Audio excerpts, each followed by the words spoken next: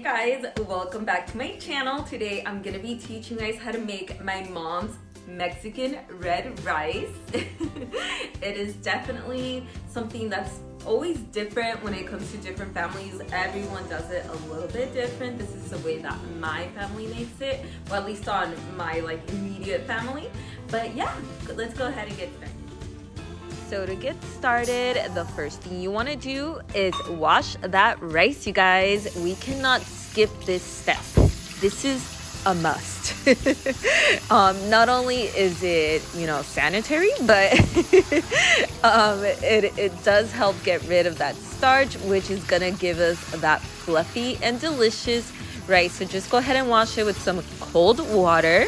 And what I like to do is rub the rice together just to make sure, again, to get rid of that starch. And I do like to wash it in a strainer just to make sure that it is fully dry, because we are going to be frying this and you do not want to mix water and oil. So I like to dry it in a strainer and give it a shake every few minutes just to make sure that it is fully dry by the time we get to the frying stage. Now in the meantime, we can go ahead and prepare our tomato broth. I used 2 Roma tomatoes. For easier blending, I did go ahead and cut them in half. And I did use 1/8, just a tiny piece of a yellow onion. And also, you guys already know, I'll let you guess.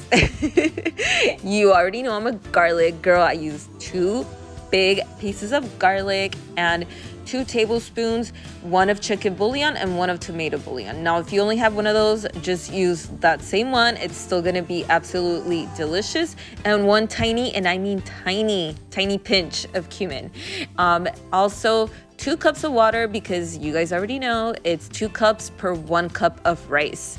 So just go ahead and give that a really good blend until smooth, because we are not going to be straining this, so just make sure you get a good blend.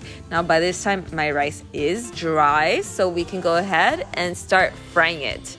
Now you want to start and use a pan with a lid, because that's what we're going to end up using. You don't want to have to switch, so just go ahead and use that. I used about 2 tablespoons of oil. Now you can use canola, vegetable, olive oil, whatever you guys choose.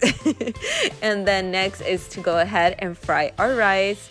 Now, like I mentioned, it is very important to make sure that your rice is fully dry, not only for safety, but it's just a smoother process, you guys.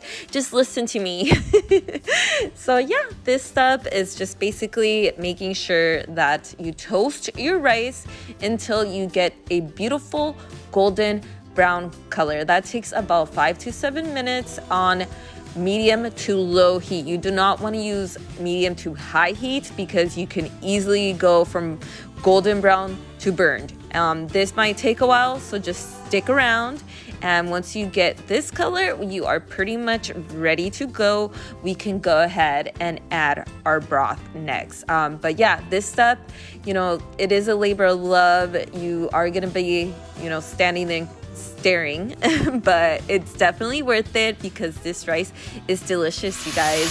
And yeah, go ahead and lower your heat and start adding your broth. You will notice that it's gonna boil over pretty fast, so add a little bit so that it doesn't jump at you. Just add a little bit, let it boil over and spread out, and then continue to add the rest of your broth. But just be careful, you guys. I don't want anybody to get burned. So add a little bit, let it boil over, and then add the rest. And go ahead and stir everything up. And we are gonna wait for this to bring to a boil. You do not want to crank up the heat too high.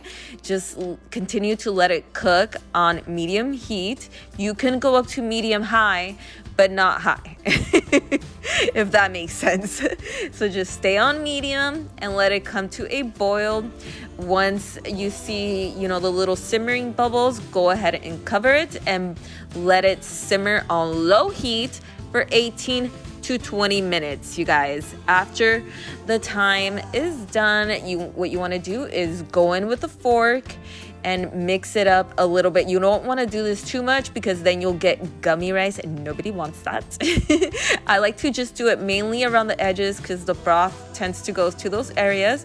So I just mix it up a little bit with a fork and then cover it back up for another 10 minutes. Let it rest, and there you go, you guys. Yum! We are ready. And I like to always add a little bit of freshness. You guys already know, so I did stir it up just a tiny bit, and then I added, I'll let you guess. Yes, I added a little bit of cilantro because I like to make sure that my food always looks pretty. You can also add corn to this while it's cooking, or some veggies, some of the frozen carrots and peas. That's actually one of my favorite things to add, but it just didn't go with the particular dish that I'm making tonight, so it's just gonna be a little bit of fresh cilantro. And yeah, you guys, I hope you like it. So we are at the end, and I just want to thank you guys for watching. And as always, please don't forget to subscribe and hit like and leave me a comment. I'll see you guys next time. Bye.